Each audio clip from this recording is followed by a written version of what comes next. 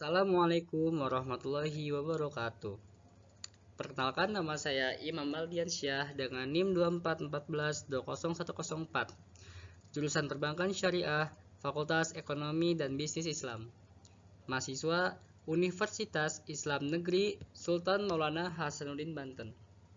Baik teman-teman, adik saya di sini ingin menjelaskan sedikit apa itu inflasi. Inflasi adalah proses meningkatnya harga-harga secara umum dan terus-menerus. Kenaikan harga dari satu atau dua barang saja tidak dapat dikategorikan sebagai inflasi, teman-teman. Nah, inflasi dianggap terjadi jika proses kenaikan harga berlangsung secara terus-menerus dan saling memengaruhi. Istilah inflasi juga digunakan untuk mengartikan peningkatan persediaan uang yang kadang kala dilihat sebagai penyebab meningkatnya harga. Secara umum, inflasi disebabkan oleh kenaikan indeks harga konsumen atau IHK. Tidak hanya itu, inflasi juga dipengaruhi oleh harga bahan pokok naik, adanya tarikan permintaan, kelebihan likuiditas atau uang atau alat tukar, serta desakan atau tekanan produksi atau distribusi, kurangnya produksi, dan atau juga bisa termasuk kurangnya distribusi juga sebagai terjadinya inflasi. Kemudian ada faktor penyebab inflasi. Yang pertama ada meningkatnya konsumsi masyarakat. Meningkatnya permintaan atau demand pull inflation. Ini terjadi jika permintaan barang dan jasa melebihi pasokan yang tersedia. Kemudian kenaikan permintaan dapat disebabkan oleh berbagai faktor seperti peningkatan pendapatan masyarakat, peningkatan jumlah penduduk, atau perubahan preferensi konsumen.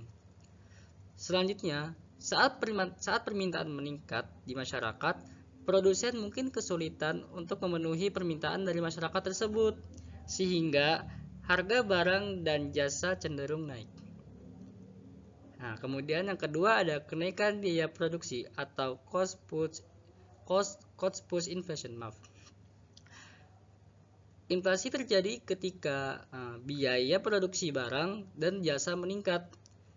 Kenaikan biaya produksi dapat disebabkan oleh berbagai faktor seperti kenaikan harga bahan baku, kenaikan upah buruh, atau kenaikan transportasi. Nah, lalu para produsen cenderung menaikkan harga barang pembuatannya untuk menutupi kenaikan biaya produksi, sehingga harga di pasar pun menjadi naik.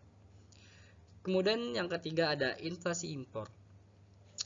Inflasi impor terjadi ketika harga barang-barang impor itu naik akibat inflasi di negara lain. Kenaikan harga barang impor dapat meningkat biaya produksi dan harga barang di dalam negeri. Selanjutnya, ciri-ciri inflasi yaitu pertama tadi yang sudah saya katakan, proses yang berlangsung itu terus-menerus.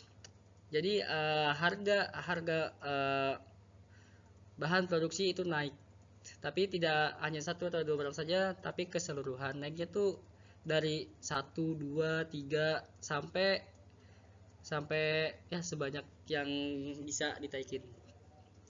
Yang kedua ada mempengaruhi banyak barang dan jasa di pasar. Yang ketiga, menyebabkan penurunan nilai mata uang secara bertahap. Jadi nilai mata uang rupiah itu akan turun sedikit demi sedikit dan harga bahan pangan atau baku itu naik sama sedikit demi sedikit.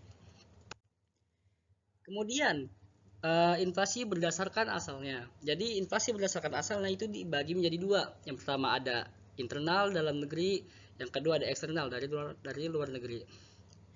Inflasi dari dalam negeri atau domestic inflation adalah inflasi yang disebabkan oleh faktor-faktor yang terjadi di dalam suatu negara, seperti defisit anggaran, penambahan jumlah uang beredar, atau peningkatan permintaan yang tidak diimbangi oleh penawaran. Kemudian inflasi dari luar negeri atau imported inflation ini terjadi ketika harga barang impor meningkat, yang kemudian berdampak pada kenaikan harga secara umum di dalam negeri. Inflasi ini bisa terjadi karena kenaikan harga di negara asal barang impor, perubahan nilai tukar mata uang, atau kebijakan pemerintah terkait impor. Selanjutnya ada berdasarkan keparahannya. Inflasi berdasarkan keparahannya itu dibagi menjadi 4, ya. Yang pertama ada inflasi ringan, sedang, berat, dan hiperinflasi. Inflasi ringan itu kenaikan harga barang dan jasa relatif kecil, biasanya itu di bawah 10% per tahun. Kondisi ini masih bisa dikelola dan tidak perlu mengganggu perekonomian masyarakat. Kemudian inflasi sedang. Inflasi sedang, kenaikan harga yang lebih signifikan, antara 10 hingga 30%. Inflasi ini dapat mulai menimbulkan kekhawatiran di kalangan masyarakat karena daya beli mulai meningkat sedikit demi sedikit. Yang ketiga ada inflasi berat atau high inflation. Kenaikan harga yang cukup tinggi antara 30% sampai 100% per tahunnya. Kondisi ini dapat menyebabkan ketidakstabilan ekonomi di suatu negara karena daya beli masyarakat sangat tergerus dan masyarakat cenderung menghindari tabungan di bank.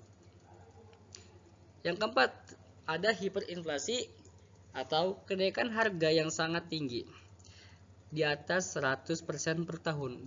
Bayangin teman-teman, kalau udah sampai 100% per tahun, harga cabai yang sekilo yang tadinya misalkan 20.000 jadi 200.000. Kondisi ini sangat sulit dikendalikan dan dapat menyebabkan krisis ekonomi yang parah, krisis moneter, seperti itu. Kemudian, mengukur inflasi. Nah, mengukur inflasi itu bisa dari beberapa. Yang pertama dari IHK atau Indeks Harga Konsumen. Mengukur rata-rata perubahan harga barang dan jasa. Yang kedua ada Indeks Biaya Hidup. Mengukur perubahan untuk mempertahankan standar hidup tertentu. Yang ketiga ada Indeks Harga Produsen atau IHP.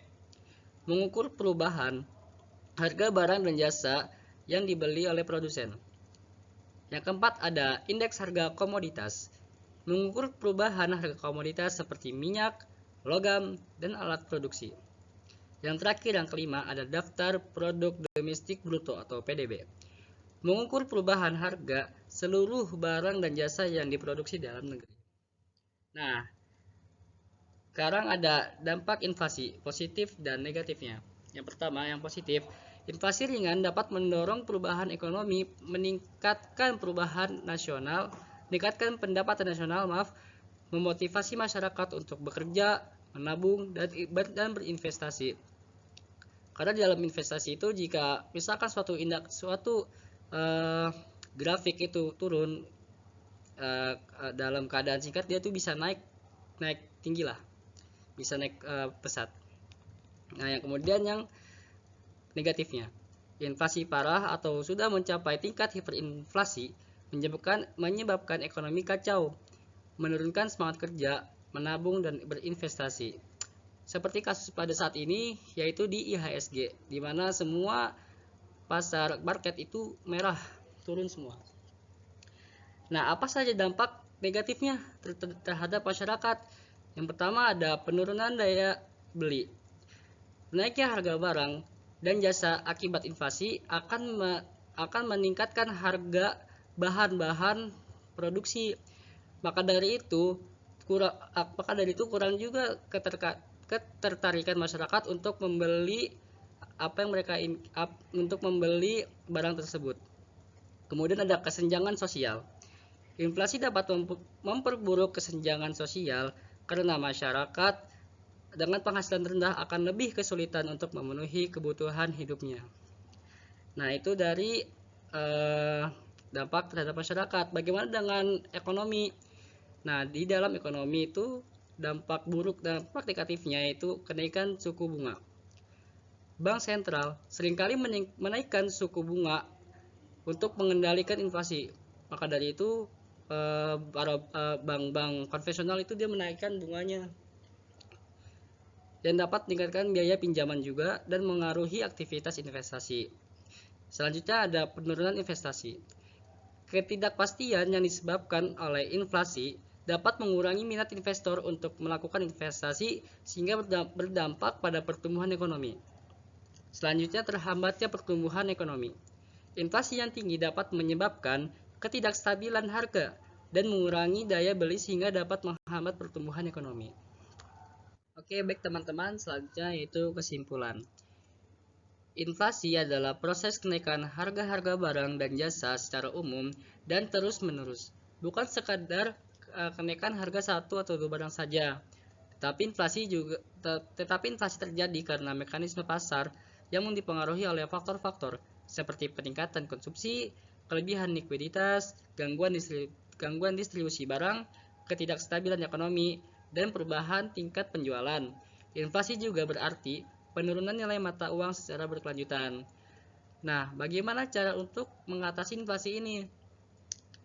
Cara untuk mengatasi inflasi, yang pertama ada dari kebijakan pemerintahnya juga, seperti kebijakan moneter atau menaikkan suku bunga untuk mengurangi jumlah uang beredar dan mendorong masyarakat untuk menyimpan uang di bank.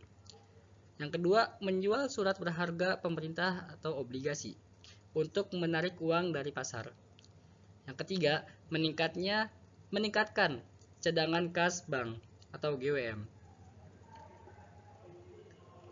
Selain dari kebijakan pemerintah, ada juga kebijakan fiskal.